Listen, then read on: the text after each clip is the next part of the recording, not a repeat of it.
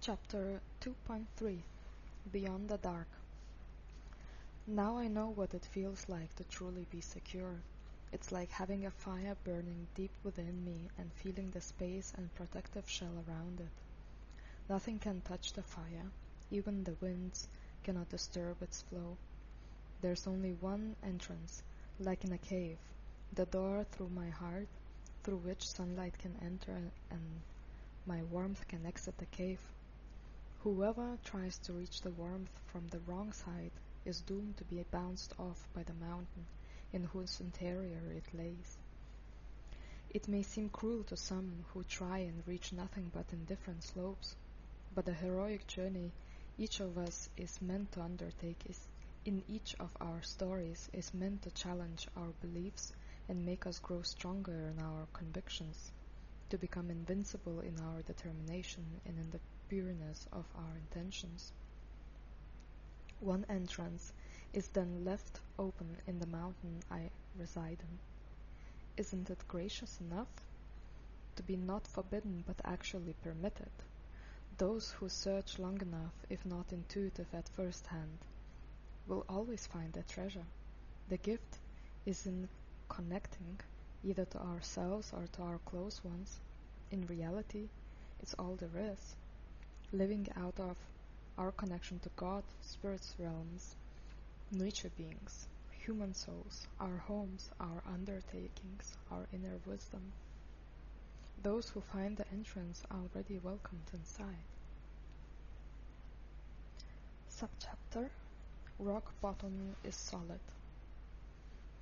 I found myself in the middle of the icy lake. The ice didn't reach the shores, so I was not really free to move. It was hard to take the steps forward. The coldness was in the air. Some inspiration reached me, and together with the ones thrown onto the frozen homelands just like me, we moved from this icy isolation towards worldly openness. I started hearing a melody, a song. I wouldn't say it was in my ears. I thought it was coming from outside. It was quite silent in the beginning. I was curious and started listening more carefully. After we reached the shore, after miraculously moving over the open water without getting wet or drowning, the melody got louder. And as I asked the others if they could hear it too, but they couldn't. They simply didn't hear a thing. For me, it was so obvious that the melody was there. For a while, I couldn't understand where it came from, or at least I couldn't understand how they couldn't hear it, because I thought it came from outside. The realization that the melody came from the lake itself came closer and closer to my awareness, and with this awareness the melody became ever so loud. The thought hit me that the lake itself is sending me the music that I perceive coming from outside, but it's only within my consciousness that it is perceived.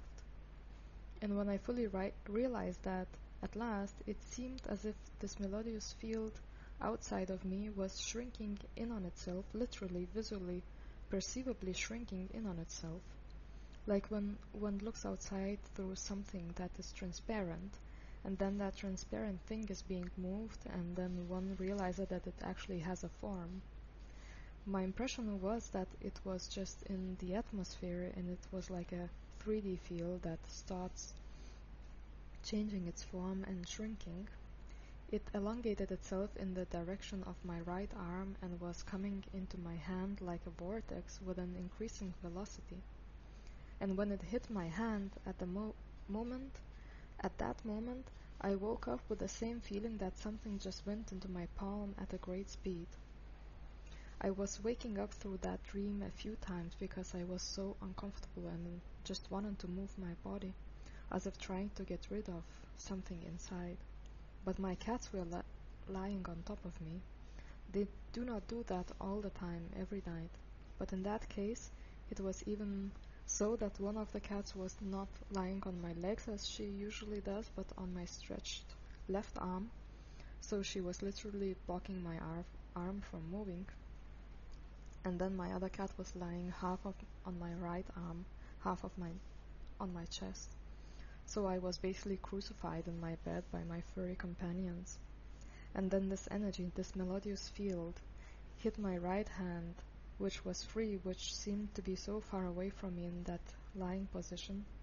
And so I woke up with a sensation and an awareness in it, not really sure where the line between two worlds should be drawn.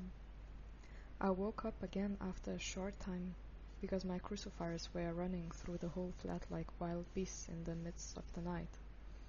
It's as though something hit them with an extra boost of energy. I looked at the clock. It was 3:30 in the morning.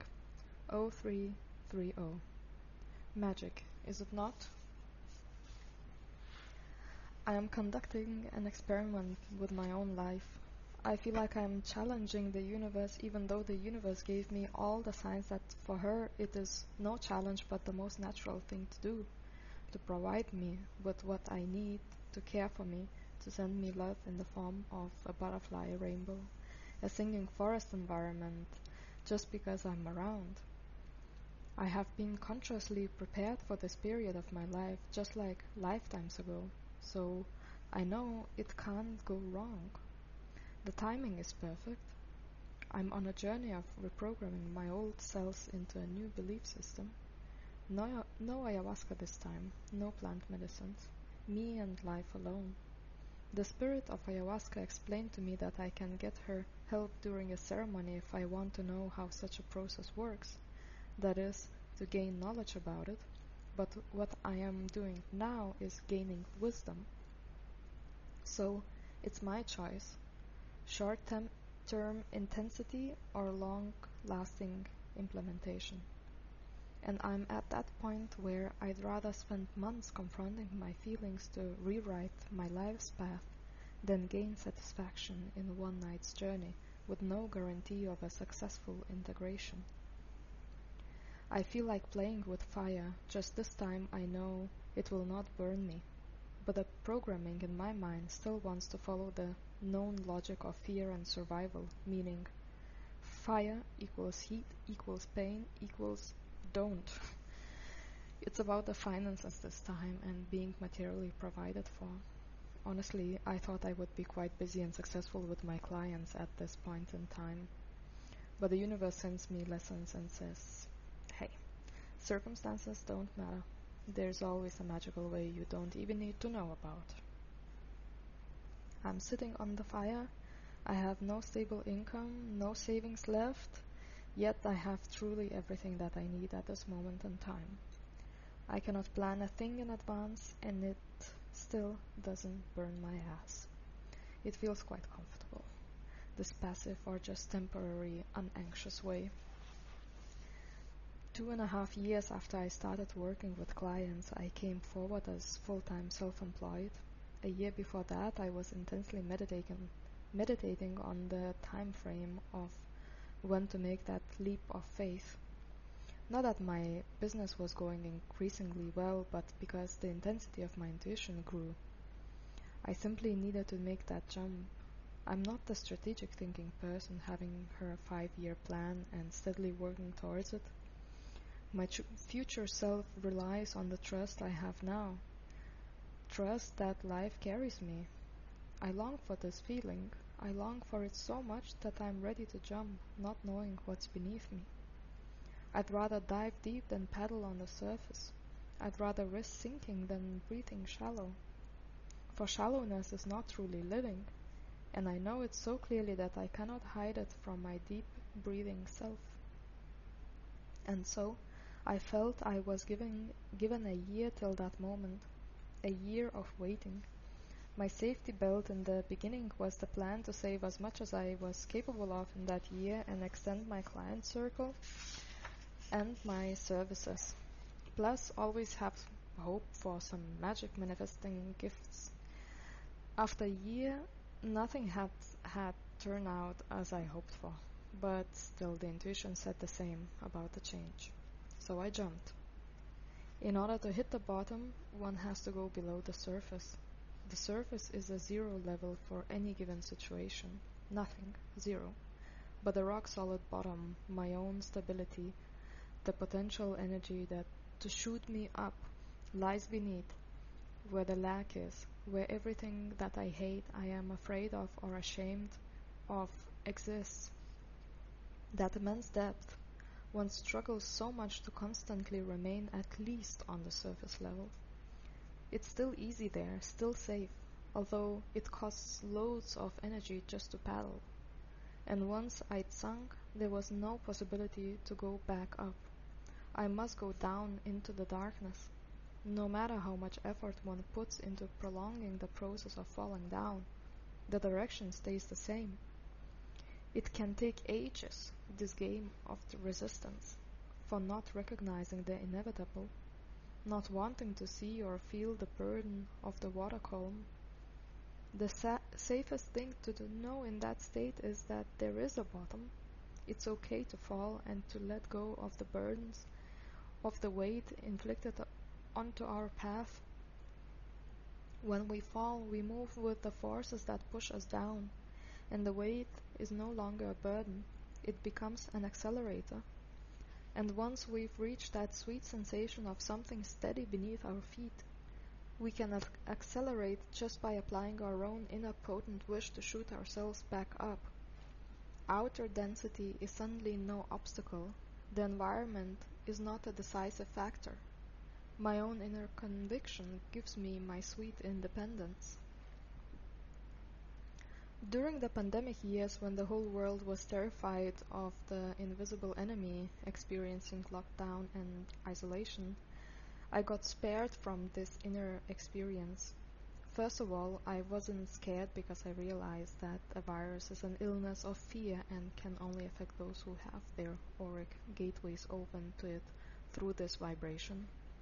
Second, I worked in the healthcare field taking care of physically disabled people, so work-wise I felt more secure than ever before. In that time, I helped others to stay out of fear, to feel less isolated. And now, after the pandemic years have passed, the wisdom that I gained from my long-term observation is that nobody gets spared from the collective learning experience. And my time of fear and isolation, brought by the trauma I was yet to experience, I call the dark night of my soul, was the exact replica of what I saw around me during the time of the virus outbreak. It took me 2 years to get out of my physical lack of energy and motivation, to find strength to leave my comfort zone, which is my home, and to start feeling passionate again, excited about the worldly unknown and what new universes I could reveal to the world. All of humanity was prepared for this shift of paradigm and liberation from inner anxiety, constructs of control, feelings of segregation. A virus outbreak didn't hit those buttons for me, but soon I would join the collective growth experience. The timing was for sure perfect, as the shit hit the fan in my personal life and my ex-boyfriend completely escalated before moving out of our shared flat, just when the pandemic was starting to come down from its highest pressure point. Luckily, no job has bound me, and I could soon remove myself from the situation, move elsewhere, and wait for the hurricane's end. My little savings were already melting in those months, but I felt blessed to have them, as well as the time and flexibility to move in these most unexpected circumstances. I know from my many experiences that I always have what I need, that I am always protected. And even in the months where I dive deep below the surface, that is, when my bank account balance was depicted in red numbers with a minus in front, that I was provided for in many other ways. I had a beautiful little house to live in with my 2 cats, a heartbreak over the one that was lost through the devastating breakups dead end, hilly nature surroundings, access to food and warmth. Luckily, all was still good with my supportive friends and trustworthy family members. Well, the ones that were actually supportive. After all that has happened has reached far beyond my personal space, and many people were affected by my circumstances. Confusion brought upon them, and in few cases a real sense of fear. For these occurrences I'm deeply sorry to have been a toy played with bad intents that had reached even them. We've been blessed all the way through, though, and nobody but me came to real harm. Great losses in all aspects of my heart's belongings were brought upon my fragile self. And even when I hit the rock bottom, after months of hurricanes passing and felt that upward movement, the finances didn't go well. It was that slow and stagnant phase I needed to ease into. It lasted for as long as my beliefs were in an isolation mindset. When I embraced the simplistic way and started caring for stability, for integration into societal structures, for calmness, and for simply being free of stress in the first place, that's when I saw the dim scattered light above my head, and it made all the difference. I could feel that lightness it would soon bring to me. In this time, the pressure to act in old ways were almost completely forgotten, and I found practical solutions to enable the further upward movement. I started to let things evolve, trusting that there is enough time to find solutions to enable next steps. And I was surprised in this way, most positively surprised. Sometimes it was things I didn't see, other times it was a crossing of some paths and the right connections. Can I trust in the flow? I think I have no other choice but to do so. My happiness demands it. My body would resist the lesser freedom now. And still, I do not feel free. I am but the leaf in a stream moving downward towards the great sea. The leaf is not free to do what it wishes. Does it actually have its own wishes? Or is it just part of a cycle in a much bigger intelligence body? If I allow it, if I accept it, if I surrender to my role as an individual, and even if I don't, I still serve my task. I can go upstream only as much as the stream graciously grants its allowance to me. To think that I alone have achieved this, it's absurd. It is so obvious, the interdependence versus the personal limitations game. We play the game of trying to escape into complete independence and personal overachievement. My strength lies in the realization that I am a creative part of a bigger organism, and all of its parts seek one goal. I aim to surrender in being a part of it, part of something so great, so ingenious, so subtle, and so advanced. I want to breathe the same rhythm, want to be soaked through and through with this vastness. And maybe one day I will realize that none of it exists and it was all but a dream, and I will wake up to something even more metaphorically absurd. How vivid and full of turmoil and feelings this dream is. I will never forget this experience. There was a time when my life flew in front of my eyes like a vision, soft and bubbly, not carrying any hardships in it. But that was not the proper representation of the upcoming real times. To count on a surprise, especially a bad one, is a hard pill to swallow. Me who always tries to be at least one step ahead, ruling the time by foreseeing or even forcing future events. Oftentimes, when stability is not around, I count on unforeseen appearances magically taking me out of a troublesome situation. I don't feel like having wisdom or a sense of humor, for I rarely manage to take things with a light heart.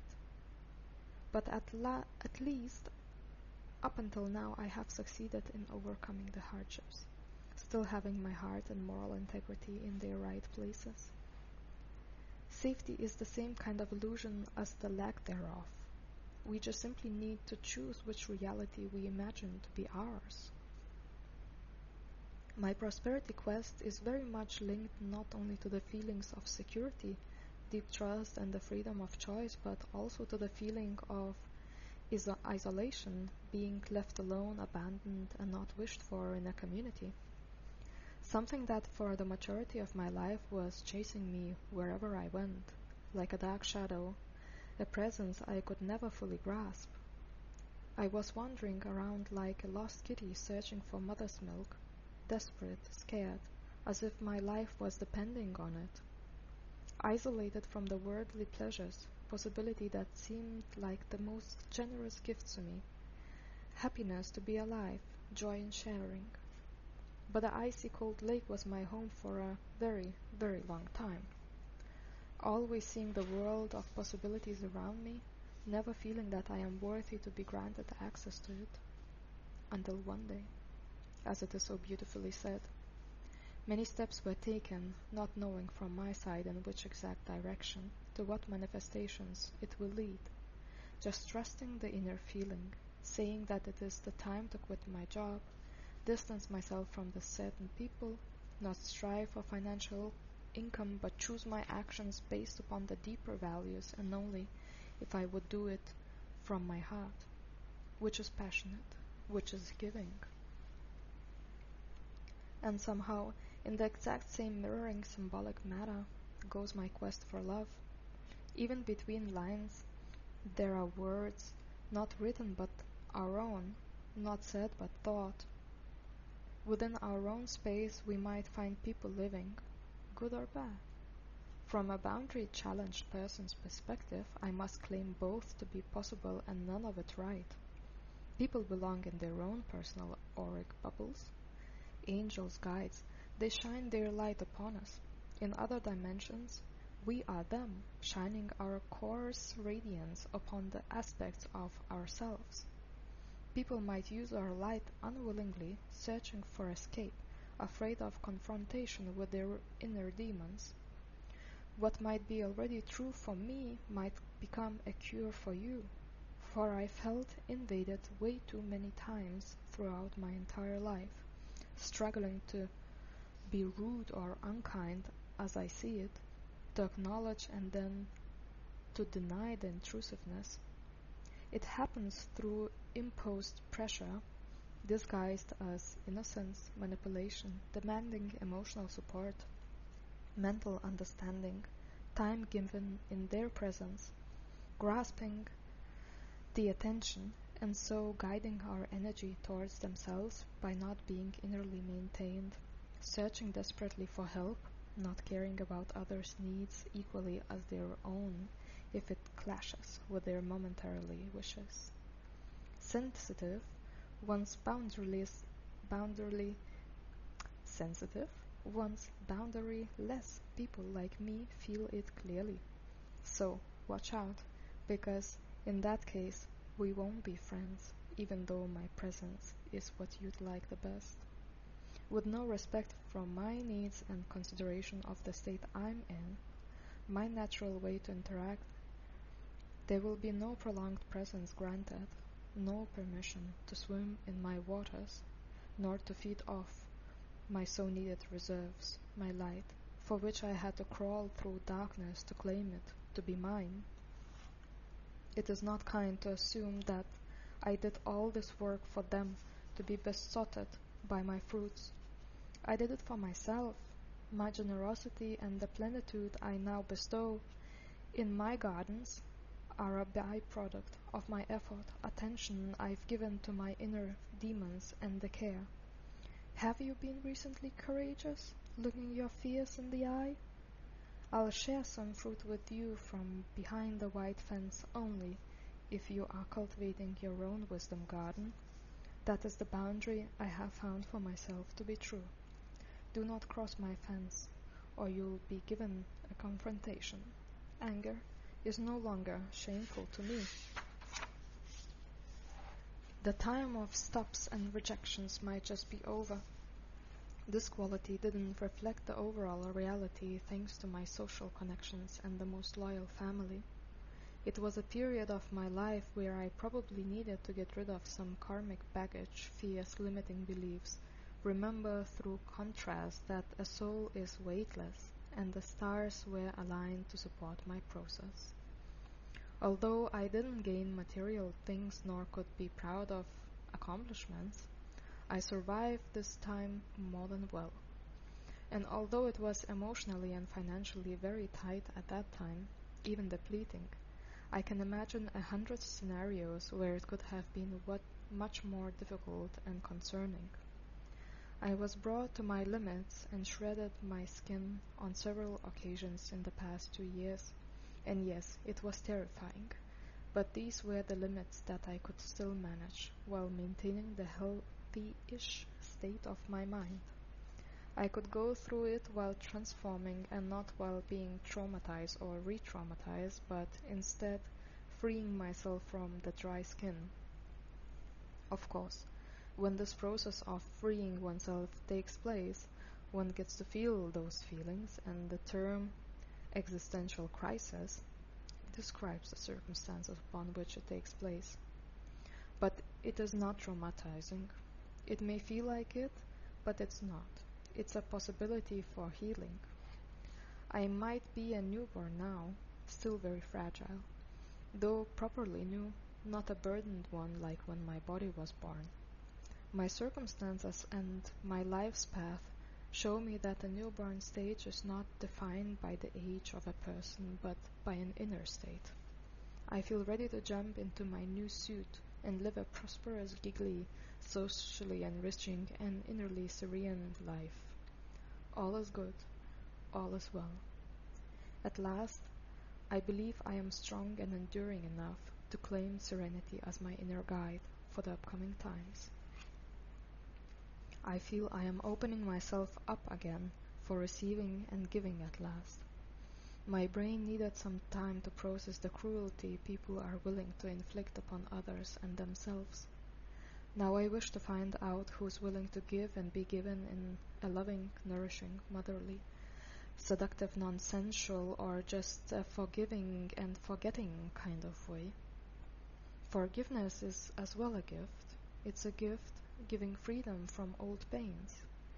Maybe forgiveness is what sheds the dry skin. I'm willing to give it back to free myself from the past, as the future holds what my past self knew nothing of. I have to give myself that opportunity to live a life exploring worlds, exploring universes within me, each of them carrying a paradox. My old self needs to let go of the hurtful past, open for a soft embrace, not echoing anything from what happened in the other universes, but just this one time only, the new one. Endless selves looking each other into the center of their eye. I believe in myself for creating a future without the past, but most importantly, I believe in the goodness each of us can find in our hearts and decide to act upon it. Love is all there is. Subchapter: Ripples Bounce Back. Time is actually of a friendly nature. When I see something in the future, it doesn't matter if it is something I am afraid or something I want to achieve, have, cannot wait to reach, and it feels like there is a time gap from now till then. This gap is a great loss.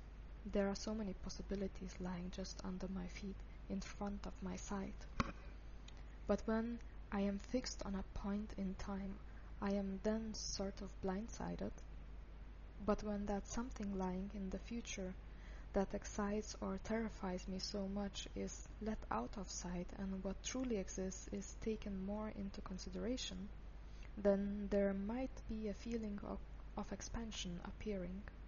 Instead of time being a straight and sharp arrow, it then expands in ripples from the center of my existence, where I stand at this moment in time. And it ripples. It ripples outwards in a soft and gentle manner. It's rhythmic, and it's something that can be foreseen. I am able to have a grasp upon it, whereas that something lying way ahead in the future is on the tip of a narrow point, while I am at the knock of an arrow, not knowing how to be in touch with the arrow point, nor how to reach it or to avoid its edgy cut. These are the 2 points in time that are connected in a straight line, whereas the second point can be put anywhere we like. So If one point is where I am now, theoretically the second point could be put where I am now as well. Why should it be in some faraway future? If I concentrate on that second point, which is really close to where I am at the moment, I can see that there is another point that is really close to the second one.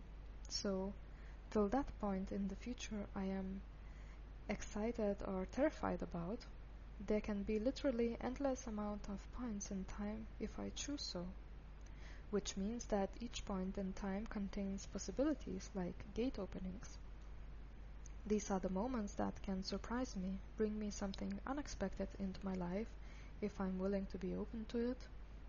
If my focus is on the second point, which is far away on the tip of an arrow, I'm not open to the doorways that are opening literally in front of my feet. I just don't see it. My mind is closed to these realities. Even if that something exciting or terrifying happens to me tomorrow, there are still an endless number of points in between now and then. How do I open myself to it? How do I change the time quality from an arrow to a ripple? The ripple has an effect. It is a phenomena. A ripple is like an echo. It goes forward until it encounters an obstacle from which it can bounce back directly to me, to its source. What I send out comes back, but one never knows from which direction it will return, also not in which direction it shall be sent out. So why not send it all of the directions? An arrow is the complete opposite of a ripple. An arrow is one direction focused, is concentrated and straight, whereas a ripple is an expansion. It is a mere presence in which movements exist. If I can relax into that time expansion, I might notice that life already gives me signals and brings opportunities towards me. Does it sound like a miracle or an adventure or something I just imagine that is never meant to happen? From my experience, it is very much real and alive. Sometimes when I am in that arrow mode, I am walking down the street really close-minded, confused or worried and miss a connection moment with somebody passing the street. That person might hold the key to that door that opens other perspectives. If I grab that moment, walk through that door, there might be other opportunities lying behind it. These things can be seen, can be found. It's just a question of my awareness. Am I willing to really live in the moment, enjoy life, be grateful, open-hearted? The whole talk about space and time reduces to it. So many things come through other people. It's not that I have to wait for a huge amount of money to land on my lap if I'm in a financial struggle. But solutions do come through other pulsating life, beautiful human beings, in a sequence, one by one. Most of the time there is a win-win situation at hand, or at least a person who is willing to be of service, which is still a win for the giving one. So where do I find them? Even if I go for a walk into the forest, I'm still not in a desert with no sign of life around me. There might be a person passing by with a dog, so why not smile at each other and say hi and see where that leads us, if there is a connection, if there is openness from both sides. Be willing to engage, not just wait for salvation, but to live life instead of worrying. Get grounded and find a little bit of happiness where I am now. And who knows, it might just expand into another moment and the next one then. If that terrifying thing must happen, at least I know that I did all from my side to create the ripple effect that is of a higher outcome. And if that thing still happens, still comes to me, it might just be the source of my future happiness after all. Why not try to see it in a different light if my best action line still leads me to it? Subchapter: Bursting into Echoes. How can I be truly happy when the ones beside me are still in pain? Giving then comes not from the perspective of give and take in order to maintain balance, but from the Christ consciousness claiming that when I help the other, I help myself. Coming with the underlying message saying that we are one united consciousness knowing no segregation. My consciousness is a miracle of life speaking through me, listening to itself, knowing it's all there is. My heart keeps the wisdom of all the creatures united in the radiant beam, extending itself from my chest, piercing in all directions. One beam manifests itself into a star of pure light. Pureness is a form of understanding that there are no shadows, and there never have been. The existence of darkness is then an illusion related to the place we live in. Dark is what eyes can't see. What my eyes can see depends not on the darkness, in quotes, but on the eyes watching it, respectively with my heart. My love shall be strong enough to permit the illusion of separation. Love is the truth, piercing like a sword through the darkness of ignorance, bringing the diamond's strength, its radiance, a spectrum of colors emerging from the invisible ray of light permitting it, and revealing black as all colorful.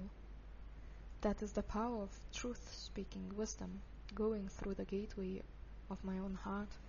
It can make the darkest corner visible and bring into the light those sitting there, hiding from the ultimate faraway reality, our home, which is unity. We tend to hide from the best that we are. Let me provide for you. You gave me your body once. Now let me return this favor.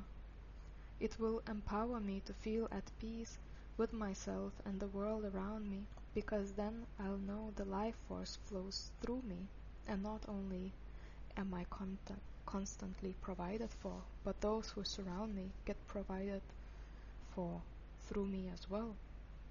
Like a breast full of milk, not being able to hold her precious life-giving nectar only for herself, hurting not being able to share it with the ones who need her essence.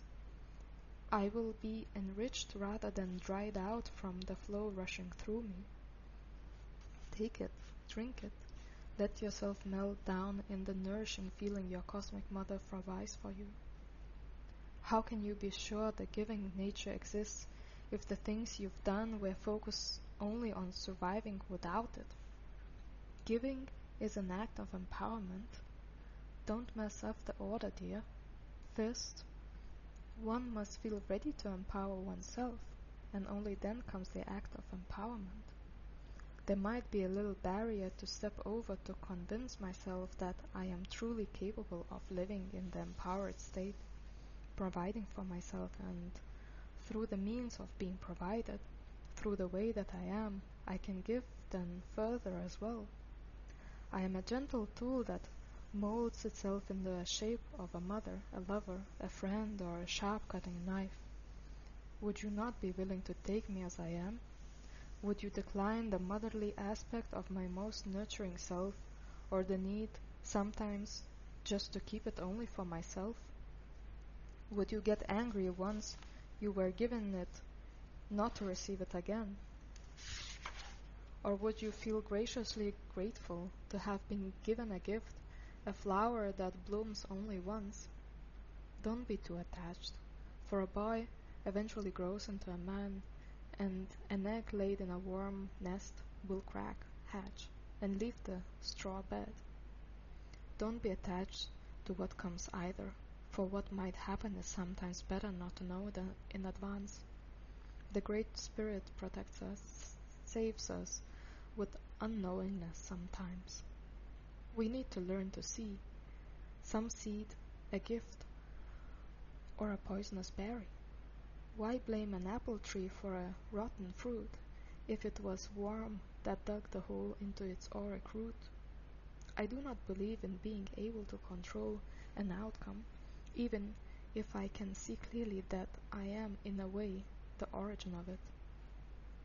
The aspect of chaos unpredictability, elemental forces interacting in a sexually tense rubbing act, bursting into an explosion, new natures born out of fire and flames, wet waters, not anymore contributing to its extinguishment. How can one foresee an outcome, let alone control it, when the forces that created us are constantly active in their ever-new states, changing us from within? Would you let go of your old selves to get molded anew again? And if warm reshaping intent comes through my hands, I will submit and let myself be genuinely guided, even if it means a rough ride for you or for me at times. I shall be used myself by the cosmic hands, for I am too far apart from the way that I was truly born to be out of my mother's womb. I can walk through fire, just show me how. I can rise as an eagle, unite our paths. I can be a tree and a flower, bring that aspect out, let it be loud. I am up for a joyous challenge, a joyful ride again, even if I'm the only one who's aware of this victory. This time, not forcing my egoic self to be in the front row. It still, after all these years have passed, remembers clearly how great the spirit power is.